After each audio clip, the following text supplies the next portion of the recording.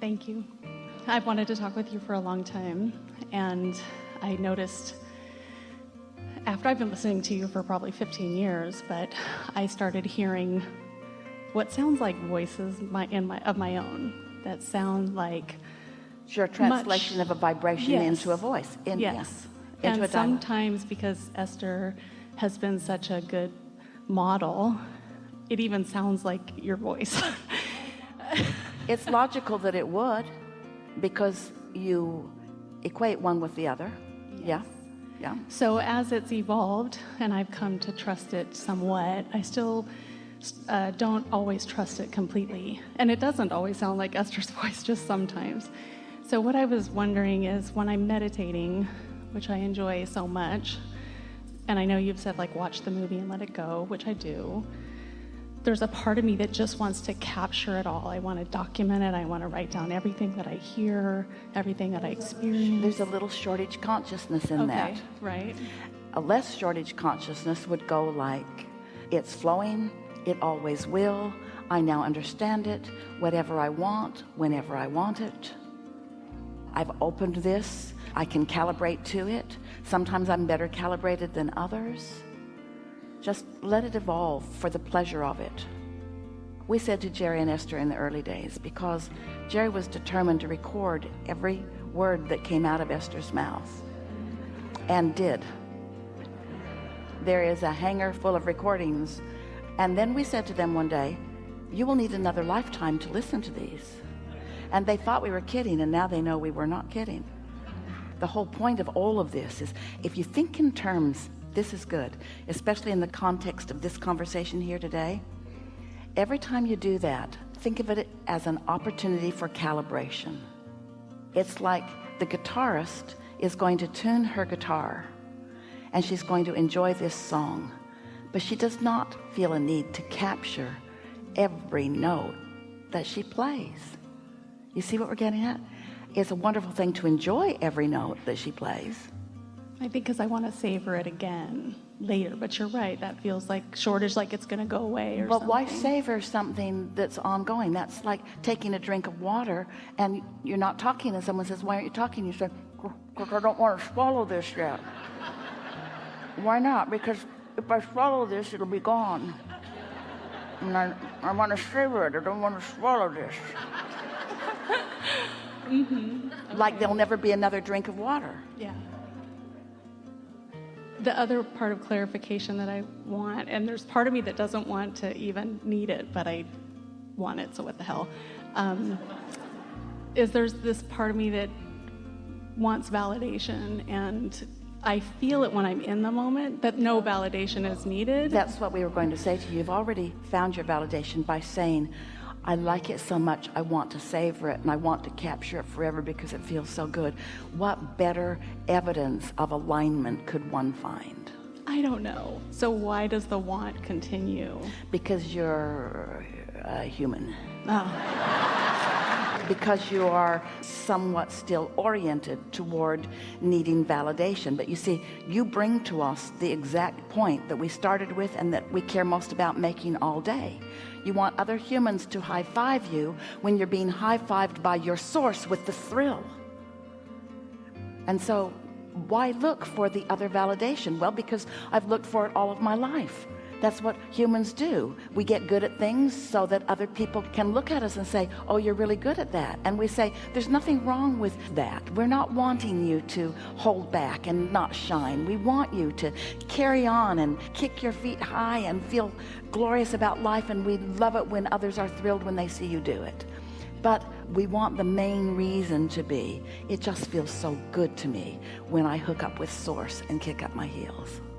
So the sound of the voice, for lack of a better word, changes. Sometimes it has a masculine sense, sometimes feminine, sometimes group. And I wonder what that is. We like that because what that means is you understand that it's a stream of consciousness and that there are many voices in this family of teachers that you're tapping into.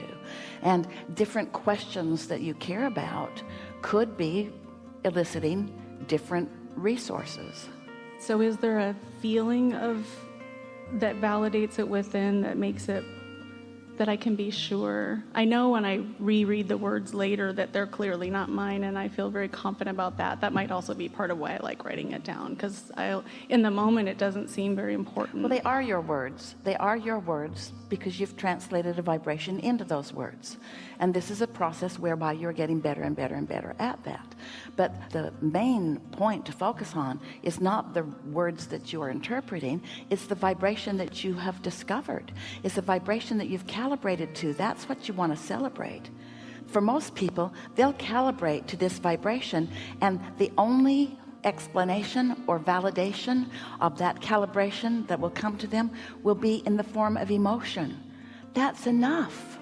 But sometimes those like you or those like Esther, when the emotion is present, want to put words around the emotion. Just know that the emotion is enough. And if you want more, you can have more. In Esther's case, it wasn't her asking, it was Jerry's. Jerry knew that they had tapped in to something profoundly exciting to him. And it was the power of his desire that kept summoning it, because he and Esther were identical vibrations. They'd been calibrating to one another for many, many years. They were calibrated to one another before either one of them was born. That's what soulmates are. It's those of you who are of the same frequency, and you come forth intending to find one another again and renew your calibrations, you see. And so Esther had the advantage of him doing the summoning, which is leading us to the next important point, and that is, if you've got a question, the vibration of the question is different than the vibration of the answer. So if you're calibrated in very fine terms to your question, you're not going to hear the answer as well. That's why you want to put some distance between. Let life form the questions within you, and then sit with an inactive question, your inner being knowing what your questions are, and your inner being will flow answers to those questions. But if you sit to receive with your list of questions, you cannot be in the step 1 mode of asking and the step 3 mode of receiving at the same time. Well, that might explain why sometimes the answer comes, and then I think, oh, that must be the question. Was the answer came before? You're too much in your head about this. Okay. I do, I know. Gosh, how do I not It's all do right. that? It's all right, because think about it. We don't want you to be hard on yourself about it. You're translating through that part of your brain. So of course that part of your brain is going to be sort of kind of active. We're just asking the same thing of you relative to this as we're asking of everybody relative to not needing physical approval. Look for your non-physical harmony. Calibrate to non-physical rather than to the physical. You're doing really well. Just have fun with it. There's nothing serious going on. You're not here to save the world. You don't need to write the last book that will ever be written. Unless it's fun to write a book, then write it. We want to find a way that you can hear us and know it when we say it, but of course that defies everything else that we've already said here this morning. It's not our job to make you get it. It's only our job to get it. So we get it, and if you want to get it, come and get it.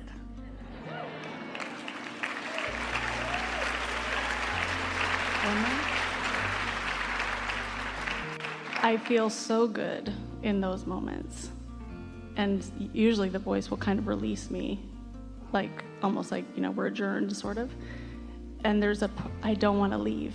I feel like it's obviously done, and I feel that's all good, but living out in the world doesn't feel as good. That's a problem. Yeah, can I make my whole world feel that good? Yeah, but then you'll croak. Okay. That's what it feels like to croak. Oh. I like this so much, I don't want any more of this. That's fine. Come on, we're having a good time over here. Okay.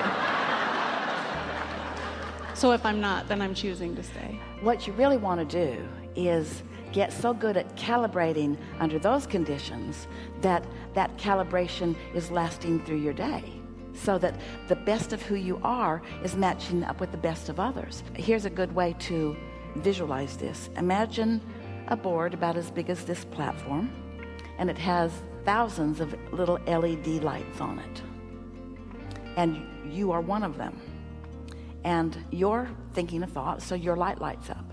And the vibrational content of that thought, then all the other lights on the board that are in the same vicinity light up, and that represents your world for this moment. So your Henri, all the Henris in the airport will make their way to you. You're joyful, you'll be surrounded by all the happy little dogs and children. You can just see it right in front of you. And it's more than the definiteness of those kinds of things with people. It's thoughts come that way, and memories come that way, and new ideas come that way. When you calibrate to something that feels really good, then anything in the vicinity that you're ready for is yours. And then you will hear you say, I don't ever want to be other than that. You get so accustomed to being tuned in, tapped in, turned on, that nothing else will do. And that doesn't mean that you won't have those other moments. You will. You'll have a lot of them. But what it will do is amplify your awareness of what you really want. And there's nothing wrong with stepping back into those moments where life causes you to ask for more. Those are necessary to your expansion. So understanding all of this really helps. No one said to you, go forth and only be in step 3. Go forth and have at it and ask questions and live some life that makes you know that you want more.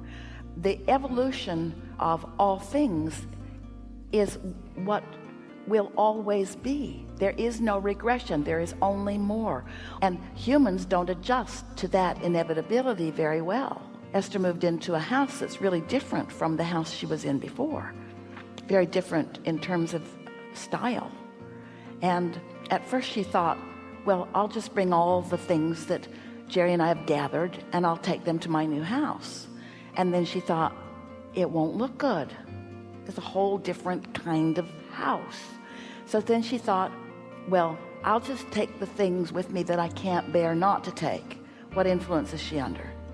Is she under the influence of Source, or is she under the influence of lack and sad and crap? So she gave a lot of it away. Happily. It was so fun to watch it go to different places. And then she brought with her the pieces that she could not bear not to bring, and not one of them looks right. Every one of them is wrong. Every piece she dragged from the past into her new present is wrong. It sticks out like a sore thumb. Let me go. Let me go somewhere else. Let me be new to someone else because I don't fit here. Sort of a metaphor for what's happening with so many of your thoughts and so many of your beliefs and so many of everything. You're constantly changing, and you got to stay up to speed with who you are. You just can't keep dragging who you used to be forward, because who you used to be doesn't fit with who you now are. Yeah? Thank you. I just want to say one thing, not a question. I just want to say thank you for always keeping your word, always being consistent. It changed my life to see that in a teaching. So thank you for that. And those words just came right through you in perfect vibrational accuracy. You just absolutely received those words. What you're confirming through that receiving and through that expression is that this is what tuning to your source energy is always about. This is the difference between calibrating to your source, who will always keep its word, and calibrating to somebody else that's not their job. You get so mad at people that they're not able to do something that they weren't born to do for you. So many people trying so hard to be something they weren't born to be, and then feeling bad because they're failing, and you resenting them because they're failing, and them resenting you because you're resenting them because they're failing. Pretty funny, isn't it? Yeah. Yeah. Thank you. Yeah, really good. Thank you. Really good.